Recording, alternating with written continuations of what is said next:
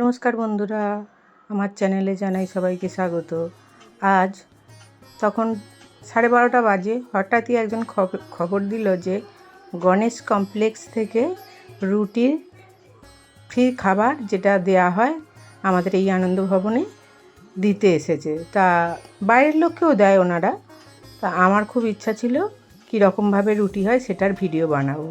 ওদেরকে জিজ্ঞাসা করতে বললো হ্যাঁ তুমি ভিডিও বানাতে পারো।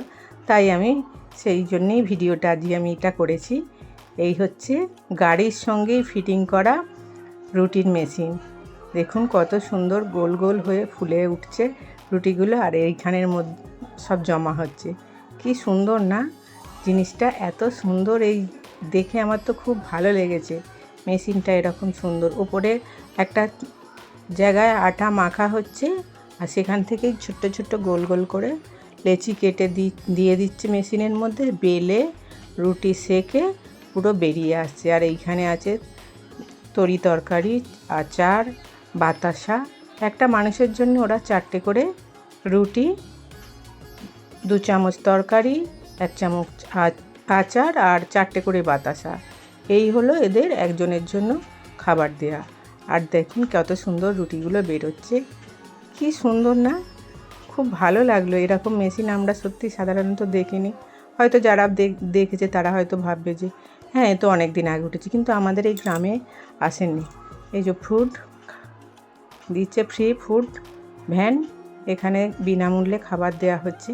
এই যে গাড়ির মধ্যে মেশিনটা সেট করা আছে, আর উনি একটা করে গোলা দিচ্ছে আর ওই পাশ দিয়ে রুটিগুলো বেরিয়ে যাচ্ছে। কি সুন্দর হচ্ছে দেখুন, খুব ভালো লাগছে। কিন্তু আমার জীবনে আমি এই প্রথম এই মেশিনটা দেখলাম। উপরটাও উঠে গিয়েছিলাম, কিন্তু প্রচণ্ড গরম, ওনারা কী করে করছে ভাবছি যে সত্যি খুব কষ্ট। দেখুন মেশিনটা একদম সেট করা আছে, ওই জন্য 2টো করে পাখাও লাগানো আছে, প্রচুর গরমের মধ্যে থেকে বেরোচ্ছে।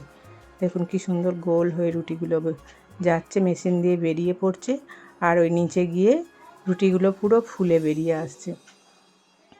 আর এই যে এই ক্যানের মধ্যে ওনারা ওখান থেকেই তরকারিটা বানিয়ে এনেছে, আর আচার আর বাতাসা, একজনের জন্য 4টে রুটি, 4টে বাতাসা, 1 চামচ ওই টক আচার আর 2 চামচ তরকারি, পাতার সমেত ওরা একদম ফ্রিতে সবাইকে খাবার দিচ্ছে।